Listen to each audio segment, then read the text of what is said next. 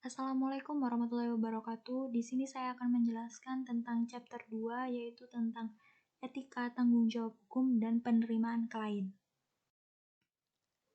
Yang pertama, kita akan membahas tentang prinsip dasar etika profesional.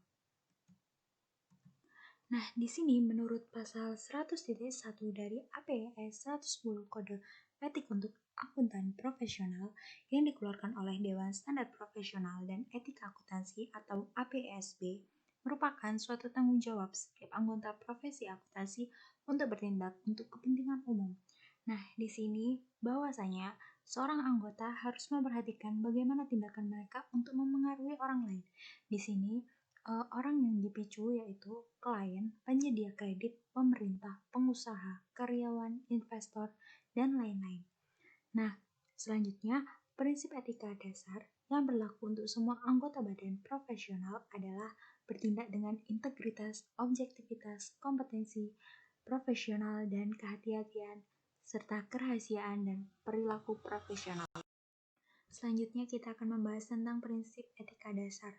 Nah, prinsip etika dasar ini terbagi menjadi 5. Yang pertama, integritas. Integritas ini mengacu pada kewajiban bahwa semua anggota badan profesional harus berterus terang dan jujur, di mana setiap anggota juga tidak boleh dikaitkan dengan informasi yang secara material salah atau menyesatkan. Yang kedua, objektivitas. Objektivitas ini mengacu pada kewajiban bahwa semua anggota profesional tidak membiarkan perasaan atau prasangka pribadi mereka untuk memengaruhi penilaian profesional mereka. Nah, di sini setiap anggota diharap tidak memihak dan membiarkan konflik atau pengaruh orang lain dalam pengambilan keputusan mereka. Jika seorang anggota yakin bahwa objektivitas mereka terganggu, mereka harus menghentikannya.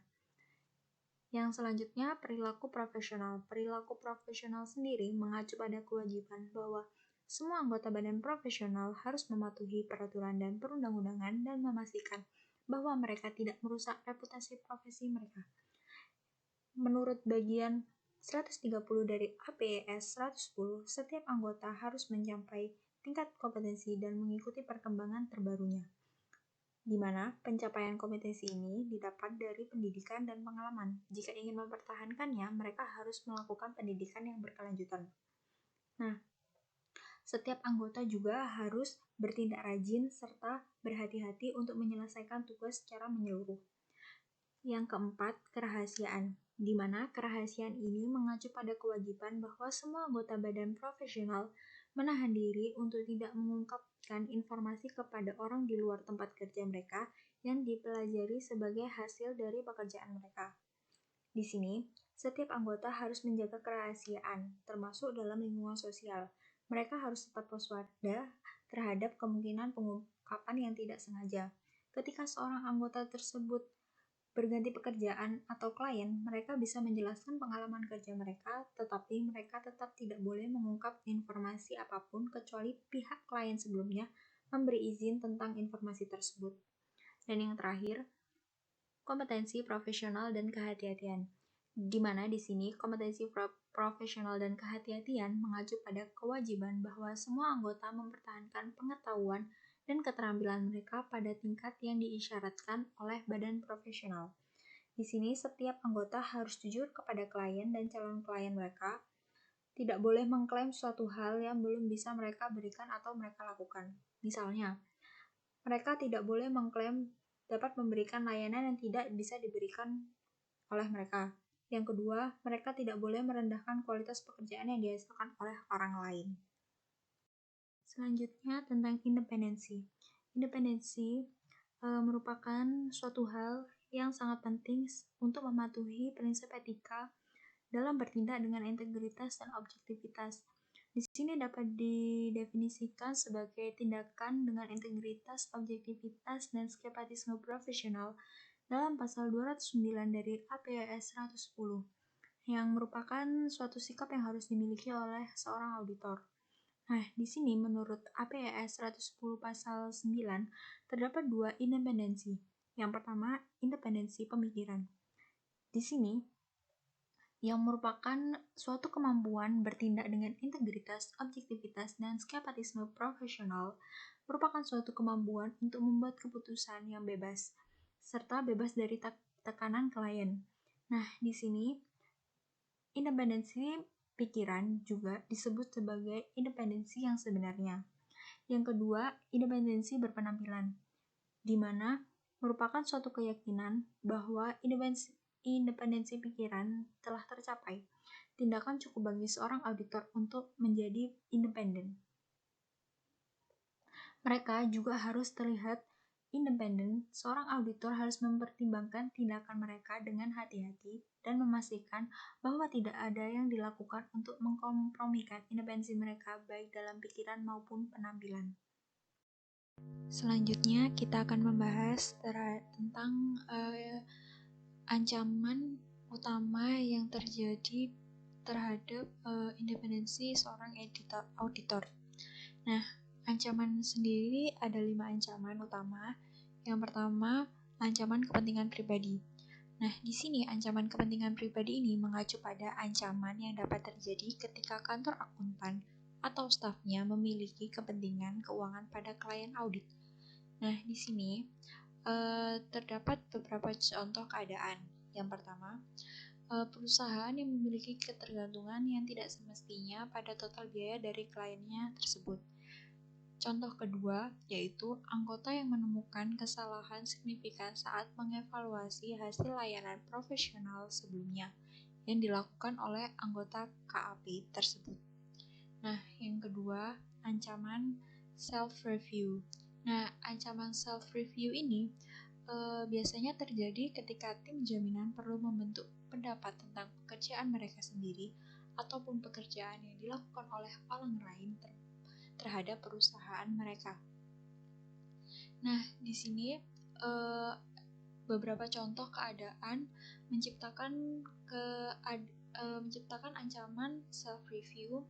Yang pertama, perusahaan yang menerbitkan laporan jaminan tentang efektivitas operasi sistem keuangan setelah merancang dan mengimplementasikan sistem tersebut.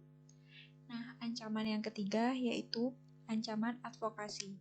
Nah, ancaman advokasi ini sendiri terjadi ketika kantor akuntan atau stafnya bertindak atau diyakini bertindak atas nama klien asuransinya. Contoh keadaannya itu seperti anggota yang bertindak sebagai advokat atas nama klien audit dalam litigasi atau perselisihan dengan pihak ketiga. Ancaman yang keempat yaitu ancaman keakraban. Nah, ancaman keakraban ini biasanya terjadi ketika ada hubungan dekat atau berkembang antara perusahaan jaminan dan klien. Nah, biasanya di sini dapat mengakibatkan tim jaminan menjadi terlalu peka terhadap kebutuhan klien dan kehilangan objektivitas mereka sendiri. Ancaman yang kelima yaitu ancaman intimidasi. Nah, pada dasarnya ancaman ini terjadi ketika anggota tim jaminan merasa terancam oleh staf atau direktur klien. Nah, akibat dari ancaman ini, anggota tim asuransi sendiri tersebut tidak dapat bertindak secara objektif karena mereka percaya bahwa jika mereka melakukannya secara objektif, mungkin ada konsekuensi negatif yang akan mereka terima. Setelah kita membahas tentang ancaman yang terjadi terhadap independensi, selanjutnya kita membahas tentang perlindungan terhadap independensi. Nah, di sini terdapat 3 perlindungan. Yang pertama, perlindungan yang dibuat oleh profesional, undang-undang, atau peraturan. Nah, di sini profesional akuntansi, undang-undang, dan peraturan telah menciptakan berbagai perlindungan untuk independensi, termasuk ASC C1. Nah, di sini perlindungan terhadap independensi termasuk pendidikan akuntan tentang ancaman terhadap independensi, pembentukan kode etik dan undang-undang yang mensyaratkan seorang auditor independen dan pernyataan tentang independensi tersebut dibuat dalam laporan tahunan klien. Nah, pengamanan lainnya yaitu persyaratan dalam Corporation Act 2001 bahwa mitra pensiun tidak boleh mengambil peran senior dalam klien audit selama 2 tahun. Yang kedua, perlindungan yang dibuat oleh klien. Nah, perlindungan yang dibuat oleh klien ini, mereka dapat menerapkan mekanisme tata kelola perusahaan, di mana tata kelola perusahaan ini seperti pembentukan komite audit. Nah, pembentukan komite audit ini untuk menjadi penghubung antara mitra asuransi dan manajemen untuk meningkatkan independensi. Mereka dapat menetapkan kebijakan dan prosedur yang didedikasikan untuk memastikan bahwa laporan keuangan yang ada benar dan adil. Yang terakhir, klien dapat menerapkan kebijakan dan prosedur yang didedikasikan untuk memastikan bahwa tim jaminan memiliki akses ke semua dokumen catatan yang diperlukan saat diperlukan. Perlindungan yang ketiga yaitu yang dibuat oleh kantor akuntan. Akuntan memiliki berbagai perlindungan untuk memastikan independensi mereka. Nah, di sini mereka memiliki kebijakan dan prosedur untuk memastikan kualitas layanan mereka. Dan mereka memberikan pendidikan berkelanjutan bagi staf mereka mengenai kebijakan dan prosedur ini. Perusahaan juga memiliki kebijakan rotasi mitra untuk meningkatkan independensi mitra audit. Mereka juga memiliki kebijakan peer review, di mana mitra audit meninjau file kerja mitra lain dan memberikan komentar atau umpan balik. Selanjutnya, kita akan membahas tentang hubungan auditor dengan orang lain. Di sini terdapat beberapa hubungan auditor dengan orang lain. Yang pertama, hubungan auditor dan pemegang saham. Di sini, laporan audit ditujukan kepada para pemegang saham. Pemegang saham ini diakui sebagai penerima utama laporan keuangan dan laporan audit terlampir, di mana pemegang saham mengandalkan laporan audit dan opini yang terkandung di dalamnya untuk menginformasikan kepada mereka tentang keandalan suatu informasi yang diberikan oleh manajemen perusahaan mereka dalam laporan keuangan. Di sini auditor juga tidak akan sering bertemu dengan pemegang saham kecuali ketika mereka menghadiri rapat umum tahunan klien mereka. Di sini, pemegang saham bertanggung jawab atas pengangkatan dan pemberhentian auditor di perusahaan mereka. Yang kedua, hubungan antara auditor dan dewan direksi. Dewan direksi sendiri mewakili pemegang saham dan mengawasi kegiatan perusahaan dan manajemen. Nah, di sini Dewan Direksi harus memiliki campuran anggota eksekutif dan non-eksekutif. Anggota eksekutif memiliki pemahaman yang lebih tentang perusahaan dan cara kerja. Auditor juga bertemu dengan direktur eksekutif selama pengauditan. Nah, sedangkan auditor eksternal akan membacakan risalah rapat dewan untuk mempelajari tentang keputusan-keputusan penting mengenai arahan strategi yang akan diambil dewan untuk perusahaan di masa depan. Nah, di sini informasi lain yang dapat ditemukan dalam risalah tersebut termasuk tingkatan dividen yang diumumkan, rencana pembelian aset yang signifikan, pembelian dan penjualan, investasi besar, dan perjanjian besar dengan perusahaan lain yang dapat dipertimbangkan. Yang ketiga, hubungan auditor dan komite audit. Di sini, komite audit yang efektif akan meningkatkan independensi fungsi audit eksternal, di mana komite audit bertindak atas nama seluruh dewan direksi untuk memastikan bahwa laporan keuangan benar dan adil, dan bahwa auditor eksternal telah melakukan akses ke semua catatan dan bukti lain yang diperlukan untuk membentuk opini mereka. Meskipun tanggung jawab akhirnya atas kebenaran dan kewajaran laporan keuangan berada pada Dewan Direksi penuh, komite audit dapat meningkatkan efisiensi pencapaian di tahun ini.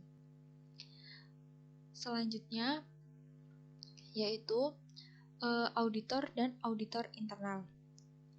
Di sini, peran audit internal ditentukan oleh pihak yang bertanggung jawab atas kelola idealnya komite audit.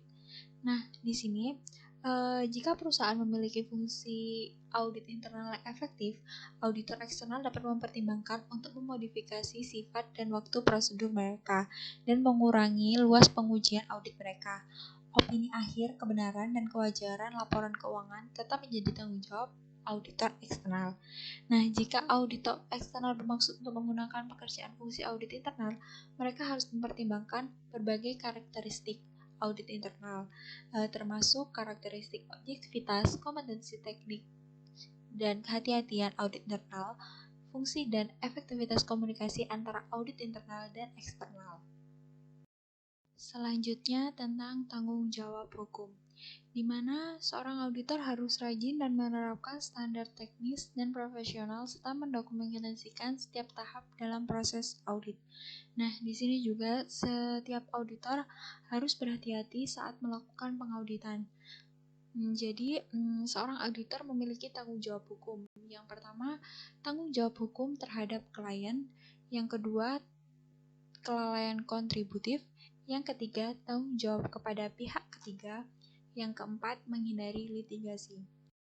Kita akan membahas tentang tanggung jawab hukum kepada klien, di mana di sini klien harus bisa membuktikan bahwa seorang auditor berhutang kewajiban kepada mereka.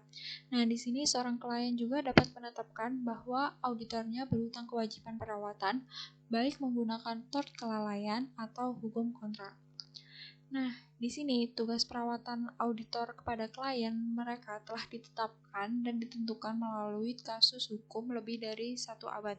Di sini ada beberapa contoh kasus. Yang pertama, pada tahun 1895, kasus London dan General Bank.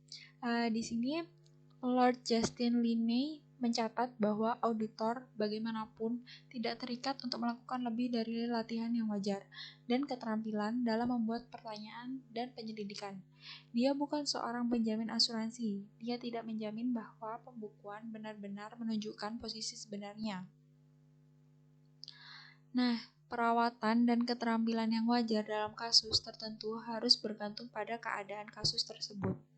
Nah, dari kasus ini, kita dapat memberikan penjelasan tentang sejauh mana auditor dapat dimintai pertanggungjawaban atas tindakan kliennya tersebut. Nah, pada tahun 1896 terdapat kasus lagi yaitu Kingston Cotton Mill. Nah, di sini Lord Justin Lopez mencatat bahwa tugas auditor untuk melaksanakan pekerjaan yang harus dilakukannya untuk melakukan keterampilan, perhatian, dan kehati-hatian yang akan digunakan oleh auditor yang cukup kompeten, cermat, dan hati-hati. Di sini dapat ditemukan temuan ini menunjukkan bahwa seorang auditor tidak boleh berasumsi bahwa klien mereka salah saji secara material. Nah, pada tahun 1970 terdapat kasus yaitu Pacific Acceptance. Nah, di sini kasus ini mengakui bahwa standar perawatan dan keterampilan yang wajar telah banyak berubah sejak kasus sebelumnya pada tahun 1896 yaitu kasus Kingston Cotton Mill. Nah, pada tahun 2003 ditemukan kasus lagi yaitu laporan Komisi Kerajaan HIH. Nah, pada tahun 2011 juga ditemukan kasus yaitu Centro Property Group.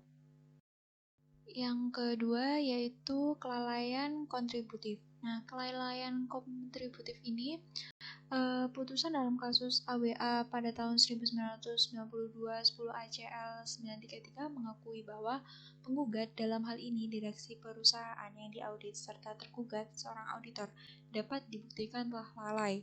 Ini merupakan salah satu contoh kasus di mana masing-masing pihak harus dimintai pertanggungjawaban sebanding dengan kesalahan yang mereka lakukan. Kasus ini melibatkan kelemahan dalam pengendalian internal yang mengakibatkan terjadinya kerugian signifikan yang ditimbulkan oleh AWA tersebut. Nah, hakim dalam kasus ini menemukan bahwa manajemen perusahaan bertanggung jawab untuk menerapkan sistem pengendalian internal yang memadai. Sedangkan auditor tidak menemukan kelemahan dalam pengendalian internal dan melaporkan kelemahan tersebut kepada manajemen, tetapi gagal melaporkan kepada direksi ketika manajemen tidak memperbaiki pengendalian yang kurang tersebut. Akibatnya, manajemen serta auditor ditemukan lalai dan berkontribusi pada kerugian. Itu merupakan salah satu contoh kasus kelalaian kontributif. Di sini yang ketiga yaitu tanggung jawab hukum kepada pihak ketiga, di mana di sini pihak ketiga yang dimaksud selain klien dan pemegang saham yang menggunakan laporan tersebut untuk membuat suatu keputusan, karena pihak ketiga umumnya tidak memiliki hubungan yang kontraktual dengan seorang auditor, mereka harus bergantung pada undang-undang kerugian jika mereka ingin menuntut seorang auditor dari perusahaan tempat mereka berasosiasi tersebut. Nah, di sini ada beberapa contoh kasus, yaitu pada tahun 1991 kasus di Chandler. Nah, yang kedua kasus pada tahun 1978 kasus Scott Group. Nah, kasus Scott Group ini sendiri auditor memiliki kewajiban untuk berhati-hati kepada pihak yang dapat mereka perkirakan secara wajar dapat mengendalikan laporan keuangan mereka. Dalam hal ini, perusahaan berencana mengambil alih klien auditor. Nah, kasus yang ketiga itu pada tahun 1990, Chaparro. Yang keempat yaitu kasus pada tahun 1993, Columbia Coffee and Tea. Dan yang terakhir tahun 1997, kasus Eskanda. Kasus ini tuh hakim dalam kasus ini tuh melawan temuan dalam kasus Columbia Coffee and Tea. Di sini pengadilan tinggi Australia mendukung auditor dan memutuskan bahwa agar pihak ketiga dan dapat menetapkan bahwa auditor berhutang kewajiban kehati-hatian.